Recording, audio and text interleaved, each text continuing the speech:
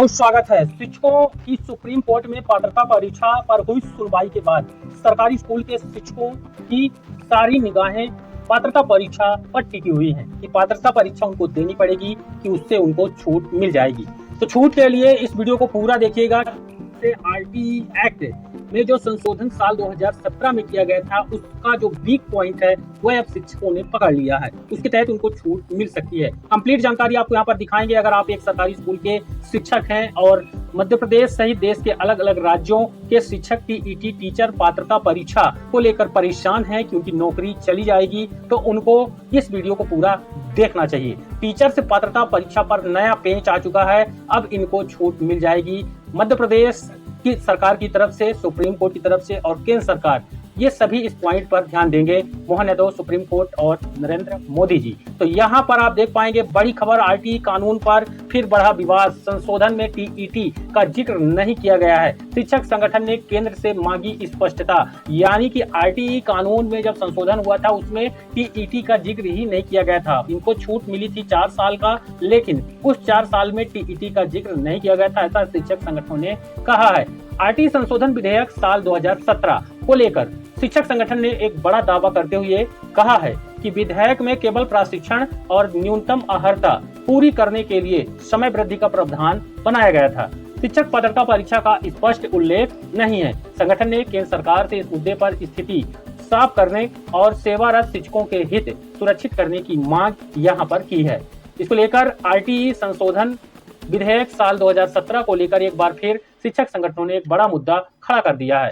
शासकीय शिक्षक संगठन ने दावा किया है कि तत्कालीन मानव संसाधन विकास मंत्री प्रकाश जावड़ेकर के द्वारा संसद में पेश किए गए निःशुल्क और अनिवार्य बाल शिक्षा के अधिकार संशोधन विधेयक 2017 में केवल अप्रशिक्षित शिक्षकों को प्रशिक्षण और न्यूनतम अर्हता पूरी करने के लिए समय वृद्धि का प्रावधान बनाया गया था, जबकि शिक्षक पात्रता परीक्षा का कहीं स्पष्ट उल्लेख ही नहीं किया गया है।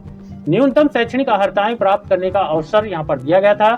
संगठन के कार्यकारी प्रदेश अध्यक्ष उपेंद्र कौशल ने यह भी कहा कि संशोधन का मूल उद्देश्य उन शिक्षकों को राहत देना था जो 31 मार्च 2015 तक नियुक्त या कार्यरत थे, लेकिन निर्धारित प्रशिक्षण अर्हता पूरी नहीं कर पाए थे। ऐसे शिक्षकों को संशोधन लागू होने के बाद 4 वर्ष के भीतर डिप्लोमा इन एजुकेशन और बैचलर ऑफ एजुकेशन जैसे न्यूनतम शैक्षणिक अर्हताएं प्राप्त करने का अवसर दिया गया था। वैसे एक चीज यहाँ पर स्पष्ट कर दें कि जब कोई विधेयक या कानून में न्यूनतम शैक्षणिक योग्यताएं यहाँ पर ऐड किया गया है, तो ये समझिए कि उस पद के लिए जो कानून में निहित योग्यताएं हैं, निर्धारित योग्यताएं हैं, वो न्यूनतम क्राइटेरिया में आती हैं, चाहे वो टेट की बात हो या फिर अन्य प्रशिक्षण की बात हो।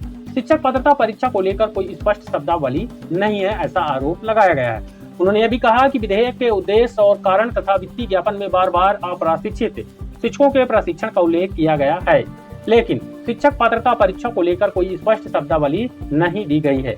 ऐसे में वर्षों से सेवा दे रहे शिक्षकों पर बाद में शिक्षक पात्रता परीक्षा की अनिवार्यता लागू करना उनके संवैधानिक और सेवा अधिकारों से जुड़ा गंभीर विषय बन गया है। हालांकि संवैधानिक मामले में सुप्रीम कोर्ट की तरफ से इसी संशोधन पर जोर दिया गया था। लाखों शिक्षकों के भविष्य का सवाल है। देश के सभी राज्यों में 25 लाख करीब शिक्षकों की नौकरी अगर परीक्षा पास नहीं कर पाते हैं तो चली जाएगी। शिक्षक संगठन ने केंद्र सरकार से मांग किया है कि संसद में इस विषय पर दोबारा स्पष्ट संशोधन या अधिकारी की स्थिति स्पष्ट कर दी जाए, ताकि देश भर में कार्यरत शिक्षकों के भविष्य और रोजगार को लेकर बनी अनिश्चितता खत्म हो सके।